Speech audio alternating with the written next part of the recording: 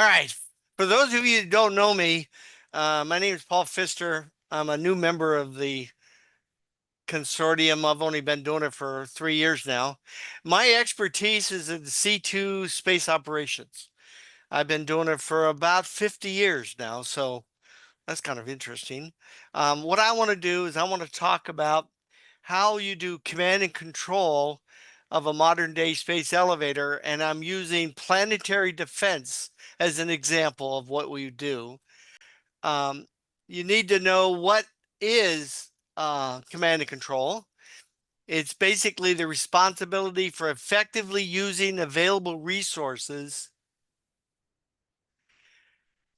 planning the employment of, organizing, coordinating, and controlling organizations for the accomplishment of whatever assigned mission you wanted to do. My example I'm doing is planetary defense. Over the last 20 years, we have developed what we call a bubble chart, which talks about command and control in a sense of you do monitoring, you do management, and you do sense making for command and control. We have 4 domains that you work in. First one is physical domain. Obviously, that's your hardware and all that stuff. And in my case of planetary defense, that's the asteroid buster, right? It's a physical device. Then you have the information domain, which is really a powerful domain to work in, where you have to transmit all the information from A to B. You have to, and of course, you have security and all that goes with it. The next domain is your cognitive domain. This is your intelligence domain. This is where you have to make something out of it, right? And then you have your social domain, which is like your social media, Instagram, Facebook, all that social things to try to put people together. In our command and control, there's 2 areas that are very important. The first one is where monitoring and sense making come across, and that's mission awareness, right? Then, once you are aware of something, you have to make sense out of it, in which case you do mission understanding. Where management and sense making comes together, you have your rules of engagement, your policies. In sense making, you have your decision aids that you're going to use to do whatever you want. And then in white around the middle is what we call the information edge. Now, let me go within a command and control system. The foundation base is a communications backbone. You have to have the area where you can pass that information to wherever it's supposed to go, and technically in the minimum amount of time. Now, this is something I worked on with previous study where we talk about the climber, the apex anchor, the nodes, and all those things all have to be connected. And if you notice what I have in white, you're talking about a lot of stuff that has to be um, coordinated with and put together. The next one is the sense making type of agriculture. This is your psychology type of stuff. You start off with the ground truth. You have your sensor data that's going to be collecting all this information from space, from cyberspace, from wherever you get it. You have to convert it into information. Once you have it in information, you have to then turn that into knowledge. And then, of course, the last part is you have to turn that into understanding. So your decision maker, who's at the top of the pyramid, has got to make what the best decision possible. Now, what you see on the left side as you go up, and I've got another slide to talk about it, is the filtering, the detecting, the tracking, the ID, which is identification, to get the situational assessment. You have to know what the situation is so that you can make an assessment of it and determine what a decision maker is going to do. One of the key ways to do that, and I did a study of this 5 years ago, you have to have a robustly network organization, right, that it can deal with things, do information sharing. You have the quality of that information. You don't want to go off on a tangent somewhere on something that was wrong. Now, that is primarily in what they call the information domain. Then we get into shared situation awareness, where you have to share it with somebody else. It doesn't do a lot of good if you only do it with yourself. Now, in my case, that we're doing here is we have 3 galactic harbors that you're then sharing that information with. That you have to do collaboration. And a big point in the cognitive domain is self-synchronization.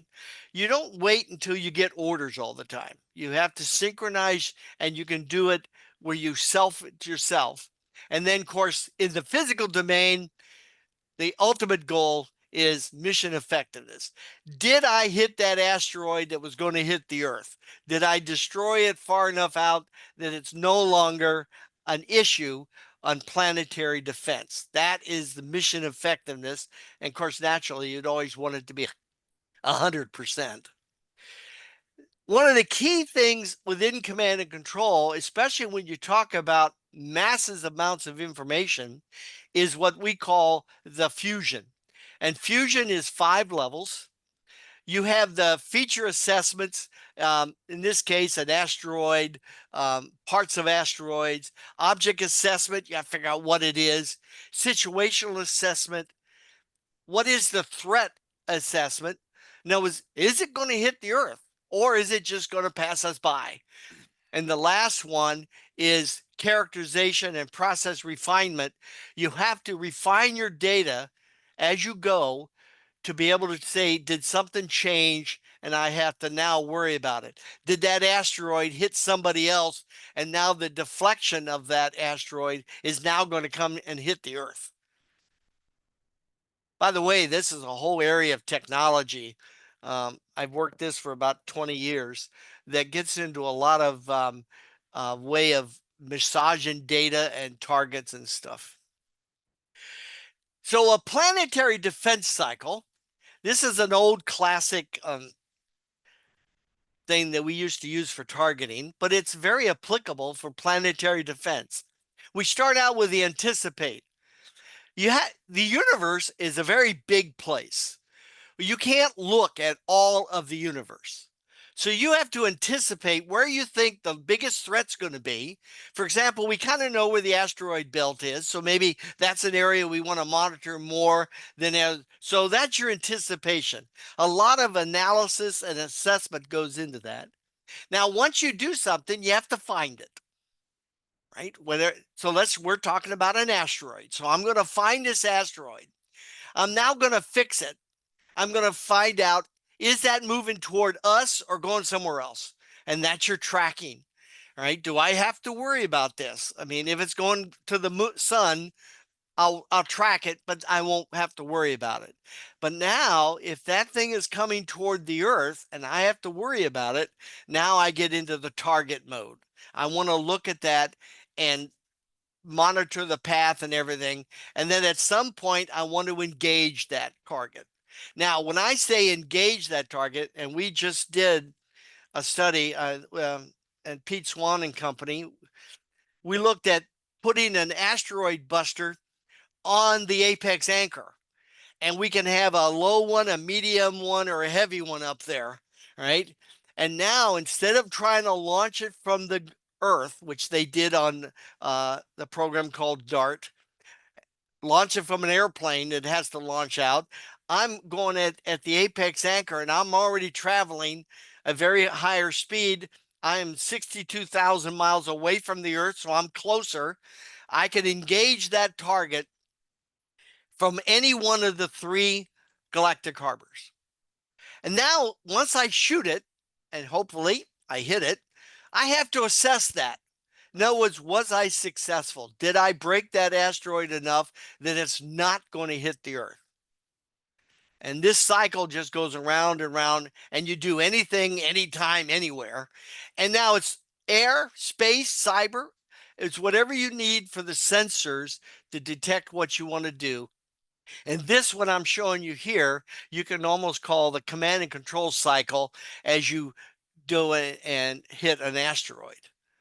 Now, for the apex anchor, now in my paper at the appendix, I've got all the math that goes along with all this, so I didn't think you cared about the math. But you have delays to So you do something. All of a sudden, an apex anchor finds something. That's your data and information. Now, the timelines, you notice they don't sync up because every apex anchor can work at different time cycles, right? If you're the apex anchor that's right aiming at the asteroid, you're going to do that quicker than an apex anchor that's 120 or 240 degrees away that could be on the other side of the Earth. So you're collecting data, you're collecting information, and then at some point you're going to have your awareness. Something popped up. You're on a computer screen and it went to yellow. All of a sudden you say, uh-oh, I got something coming in. I need to then analyze it. You do the analyzing, and then you get to the next phase, which is your understanding. The three galactic harbors coordinate with each other, pass information together. You have one controlling unit that could be on the ground, it could be on an apex anchor, it could be anywhere, that's actually putting all this stuff together to get understanding. What's that understanding? If that asteroid's going to hit the Earth, you got to do something about it. If that asteroid's just going to go on by, you don't care. Then you make a decision. There's where the money is. Some decision makers got to make a decision that says launch the asteroid buster, and we're going to take it out. And that's the action that occurs. Okay. And that is a cycle. You can almost call it a command and control cycle from the data all the way to a decision to make an action. And this example I had in my paper was to take out an asteroid. So what you did, my graphics, you can only do what you can get. But picture this as a control center. It doesn't have to have a lot of people. In this case, it's just 3 people sitting there, right? And they're looking at an asteroid to come into the Earth. They have on the upper left, they have all the statistics and all the characteristics they need about that asteroid that they've gotten from sensors, from past experiences, or whatever the case may be. And they have to make a decision that says whether or not they're going to launch an asteroid buster that's going to hit that asteroid far enough out that it will not hit the Earth or the moon or Mars if you got colonies and all that. Now, the DART one they did a couple years ago took 11 months to get to the asteroid. It hit the asteroid and split it in a bunch of little pieces, and it did what it was supposed to do, and it hit the target 6 million miles away from the Earth. Well, if you're on an apex anchor going at a faster rate than on the ground, instead of 11 months, we can hit that target in less than half the time. So now you're hitting the target quicker. So if you missed and you say, uh-oh, it didn't do what I wanted to do, we have to launch another asteroid buster to hit it. You've got plenty of time to go and launch again to do it. If you wait to the last minute and it's already past the moon and it's coming to the Earth, maybe that's too late to hit the target.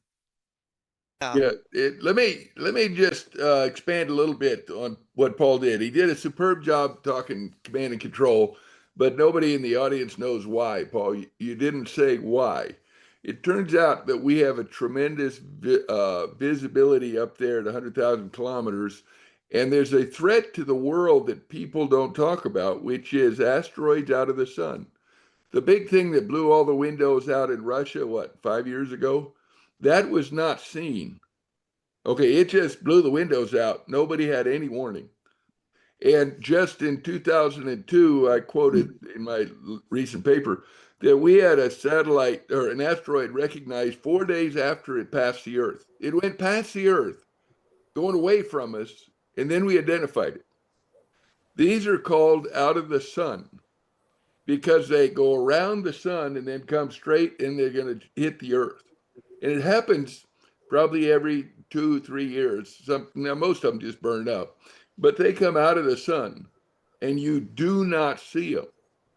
So what we're proposing, and Paul worked with me on this, and it's really quite, intriguing. We came up with the idea, and Paul's ideas are exactly right. He came up with this as much as I did. If you have asteroids out of the sun, you can't see them from the Earth unless you have stereoscopic vision. okay, with a baseline of 200,000 plus between the two sets of telescopes. We can see an asteroid coming out of the sun, so we can give us, 2 months warning to do something about it. That's what Paul and I have been working on, providing a capability to identify, calculate, and negate asteroids that come out of the sun that nobody else would see.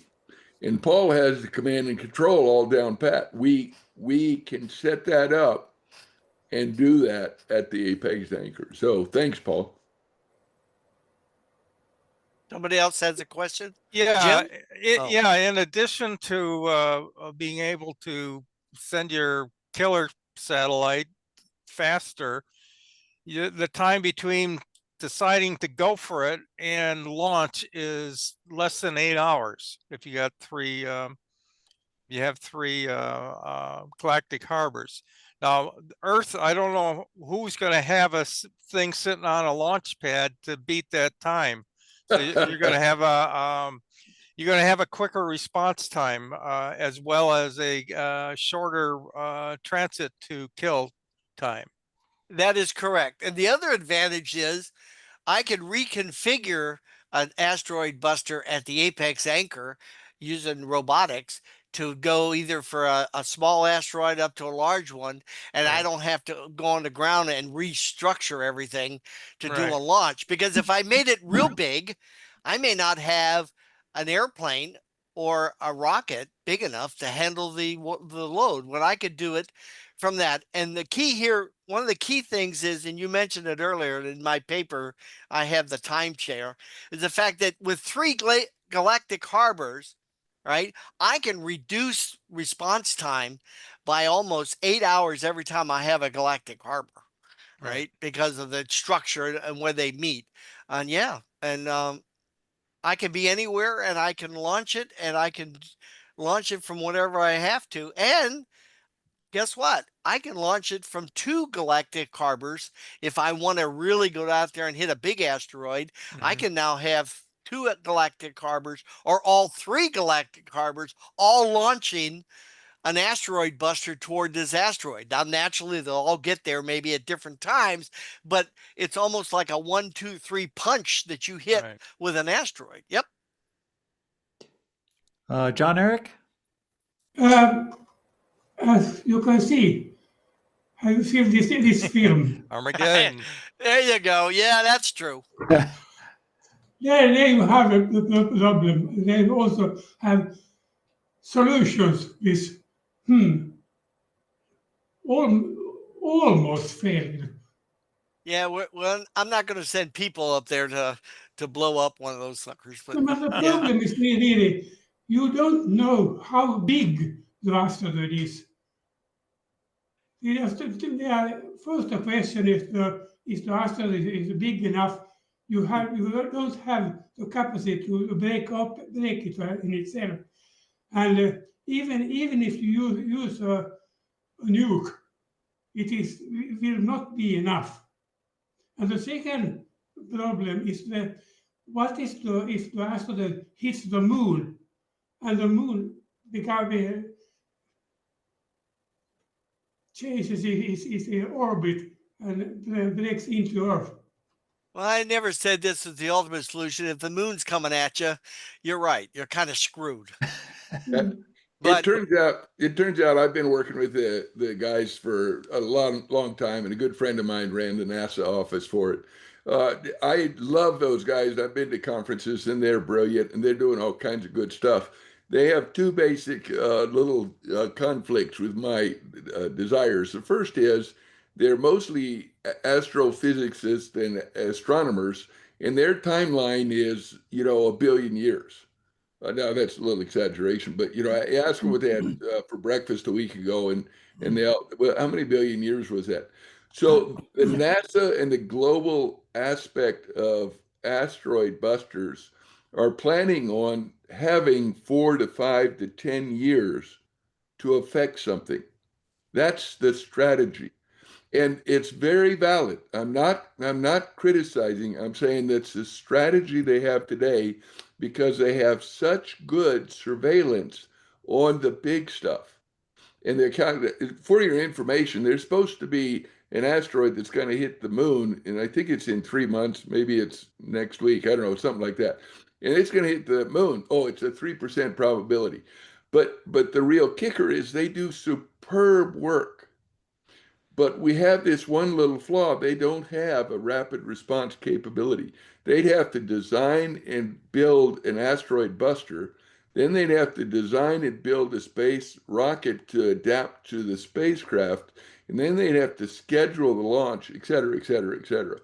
So the idea that Paul and I came up with when we were doing the Apex Anchor study was we would put pre-assembled components at the Apex Anchor, and when we identified a near real-time threat, like coming out of the sun, we would assemble the threat negation satellite at the Apex Anchor, wait for the appropriate lineup. We're already going fast.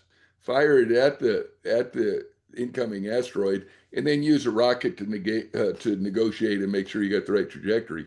But we could assemble it at the Apex Anchor and launch within 8, 12 hours, something like that. And so we could be effective against the near-term threats. We're not taking on the big guys. We're not taking on the huge guys that are 10 years away from us with the 2% probability of hitting us. We're talking about the less than 2 to 3 months coming out of the sun. And the community of planetary defense, I don't want to say anything negative against them, but that's kind of a weak area that they're working in. And of course, it's going to take us 20 years to get any galactic harpers up there, so we can't do much right now. But the concept is eye-opening. And then Paul's description of how we would control it is exactly right. We need a big, robust command and control facility that would handle near real-time threats, near real-time reactions, assembly of the thing, release in the right time. We need a command and control facility that's really, really knowledgeable and active, and Paul's description of it was right on. Okay, I guess that's all I have. I'm just going to play devil's advocate on what Peter just said.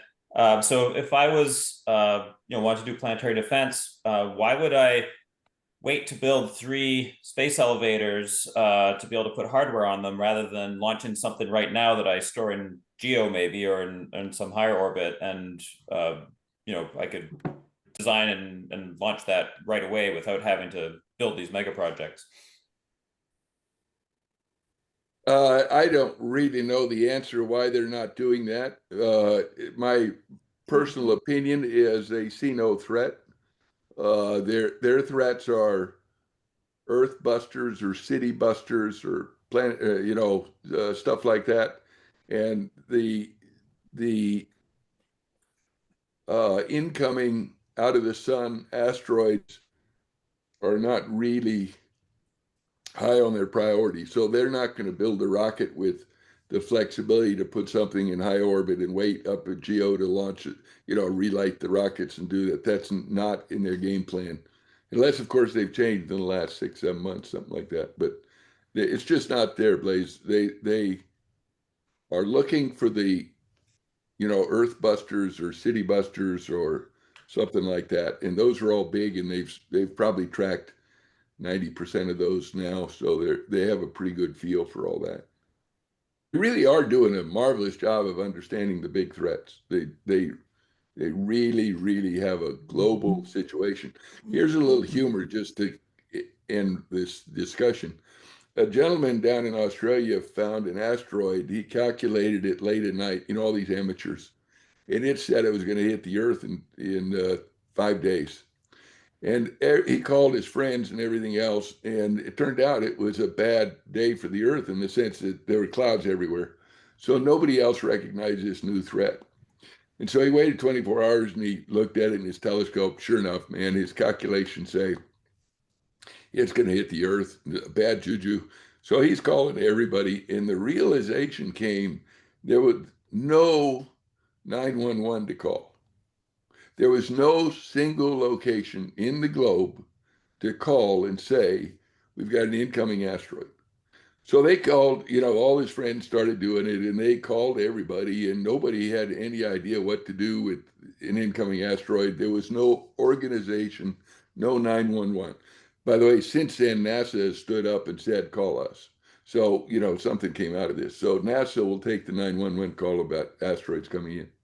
Well, the next day, the clouds went away and everybody measured it, and that asteroid wasn't coming close to the Earth. So there was no threat at all.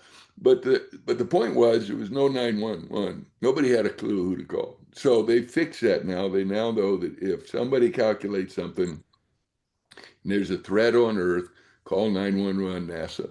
And so, yeah, and they've been leading the world on all this tracking stuff, basically JPL.